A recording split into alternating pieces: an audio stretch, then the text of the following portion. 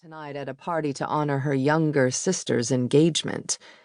Celebrating Arabella's good fortune only served to magnify Isadora's disgraceful state.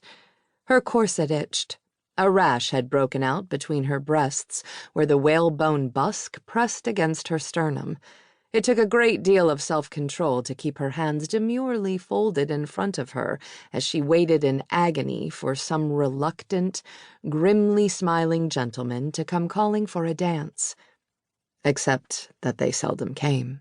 No young man wanted to partner an ungainly, whey-faced spinster who was too shy to carry on a normal conversation, and too bored with banal social chatter to try very hard.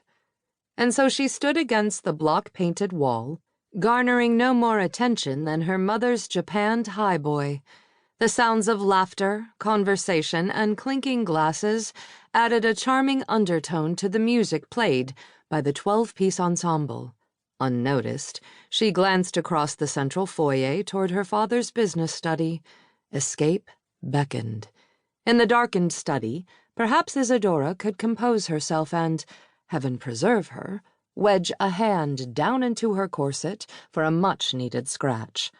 She started toward the entranceway of the ballroom and paused beneath the carved federal walnut arch.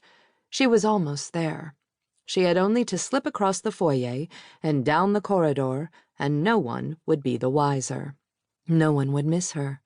Isadora fixed her mind on escape, skirting a group of her brother's Harvard friends. She scurried past a knot of her father's cronies from the Somerset Club and was nearly thwarted by a gaggle of giggling debutantes.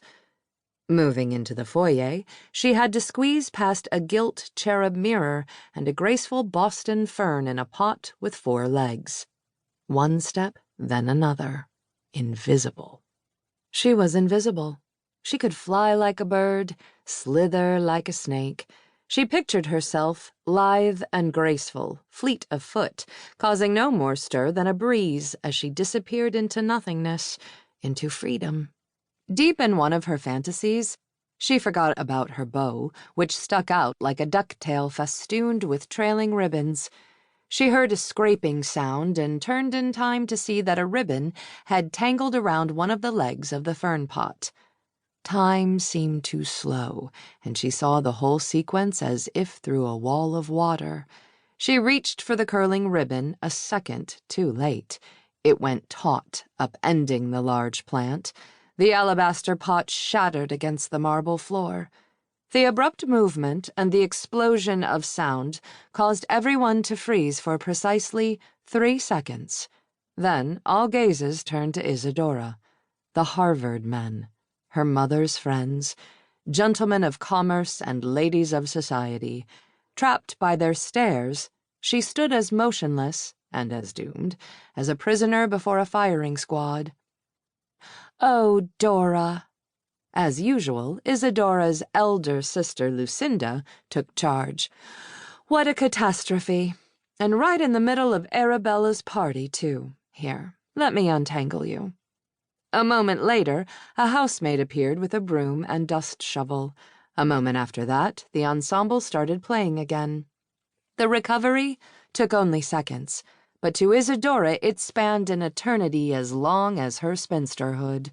Within that eternity, she heard the censorious murmurs, the titters of amusement and the throat-clearings of disapproval that had dogged her entire painful adolescence.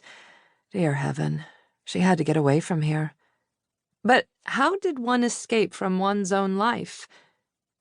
"Thank you, Lucinda," she said dutifully. "How clumsy of me." Lucinda didn't deny it, but with brisk movements she brushed off Isadora and smiled up at her. "No harm done, dearest. It will take more than a dropped plant to ruin the evening. All is well." She meant it. She really did, Isadora realized without rancor. Lucinda, the eldest of the Peabody offspring, was as blonde and willowy as Botticelli's Venus. She'd married the richest mill owner in Framingham, moved to a brick-and-marble palace in the Green Hills, and every other year in the spring, like a prize brood mare, she brought forth a perfect pink-and-white baby. Isadora forced herself to return.